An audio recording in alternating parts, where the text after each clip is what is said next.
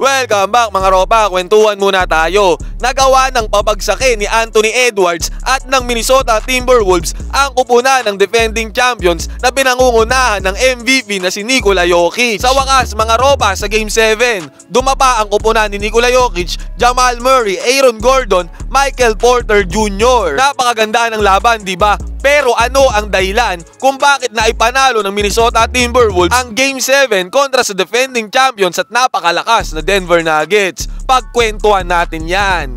Oh my goodness, Towns!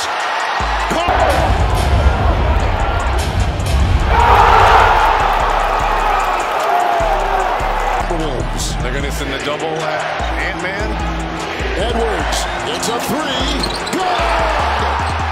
Natapos ang game sa score na 98-90 at pinangunahan ni Karl Anthony Towns at Jaden McDaniels ang scoring ng Minnesota with both 23 points. Sinundan niya ni Anthony Edwards with 16 points, 7 assists at 8 rebounds. Sa kabilang banda naman mga ropa, ang MVP na si Nikola Jokic ay umiscore ng tumataginting na 34 points, dagdagan pa ng 7 assists at napakaraming 19 rebounds. Gumana ang duo nila ni Jamal Murray dahil si Jamal Murray ay kumamada ng 35 points with 3 assists at 3 rebounds. Kung makikita nyo mga ropa, ang daming in-score ng duo ni Jokic at Murray. Pero paanong nagawang nanalo pa rin ang Minnesota Timberwolves sa Denver Nuggets? Nakakuha ang Denver ng 41% field goal percentage sa 34 out of 83 shooting. Samantalang ang Minnesota ay nakakuha lang ng 39.2% field goal percentage sa 31 out of 79 shooting. Kung field goal percentage ang pag-uusapan, lamang pa ang Denver Nuggets sa Minnesota Timberwolves eh. Pero sa 3-pointers mga ropa, nakakuha ang Minnesota Timberwolves ng 10 3-pointers